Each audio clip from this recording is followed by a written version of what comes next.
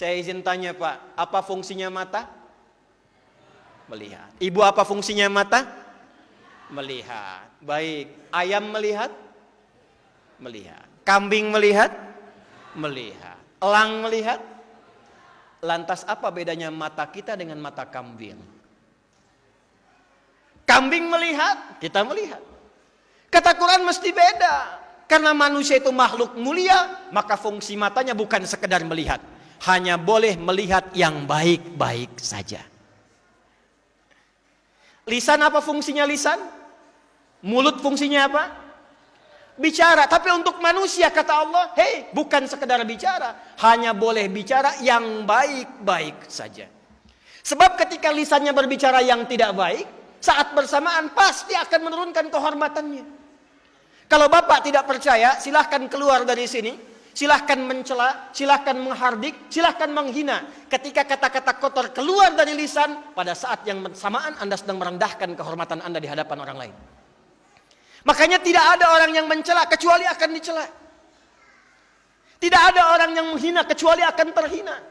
Karena itu di Islam kita dilarang berkata kotor. Kita dilarang mencaci maki.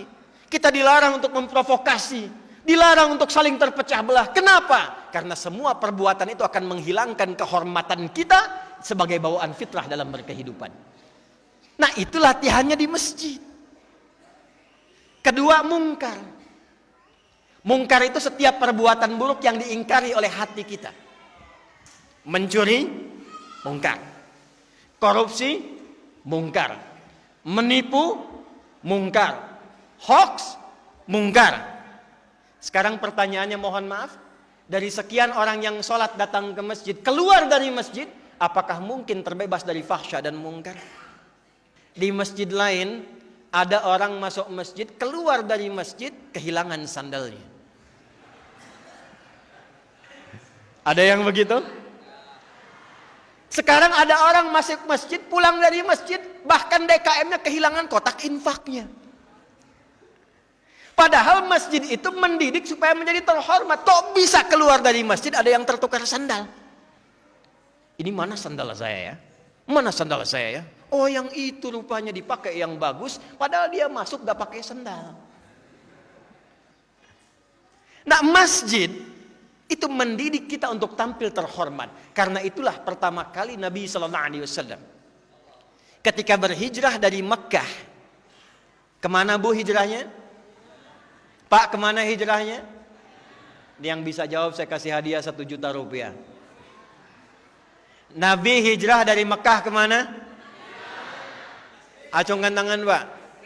Ya, Bapak yang itu tuh peci hitam pakai jas. Pak Dedi tolong ya. Berdiri Pak, berdiri.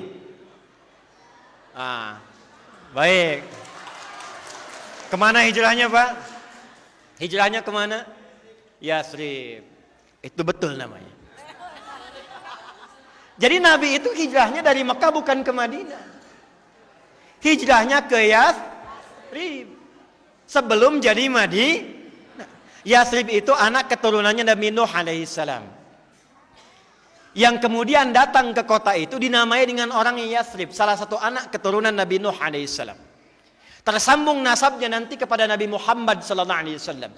Bin Abdullah, bin Abdul Muttalib, bin Hashim, bin Abdul Manaf, bin Qusay, bin Murrah, bin Kilab, bin Ka'ab, bin Ghalib, bin Fihr, bin Malik, bin Nadar, bin Kinana, bin Khuzaimah, bin Mudrika, bin Ilyas, bin Nizar, bin Mudar, bin Ma'ad, bin Adnan, bin Addi, bin Adri, bin Muqawwam, bin Nahur, bin Tarikh, bin Ya'rub, bin Yasjub, bin Nabit, bin Ismail alaihi salam, bin Ibrahim alaihi salam, bin Azar atau bin Nahur, bin Abir, bin Kinan, bin Arfakhshad, bin Sam, bin Nuh alaihi salam, bin Kinwan, bin Anwas, bin Thith, bin Adam alaihi salam.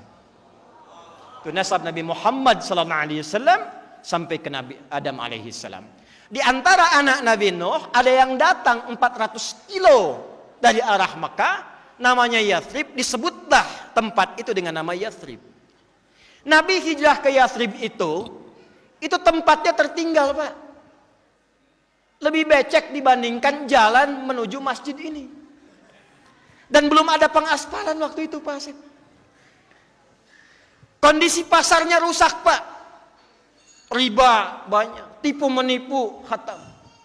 Yang dahsyat, perselisihan masyarakatnya itu tinggi. Aus dan Khazraj, dua kabilah besar, suku besar di Yathrib saat itu. 600 tahun bertengkar tidak pernah selesai. Kalau ada yang meninggal di desa ini, suku ini, Aus, maka Khazraj pun mesti ada yang wafat satu. Itu selalu begitu.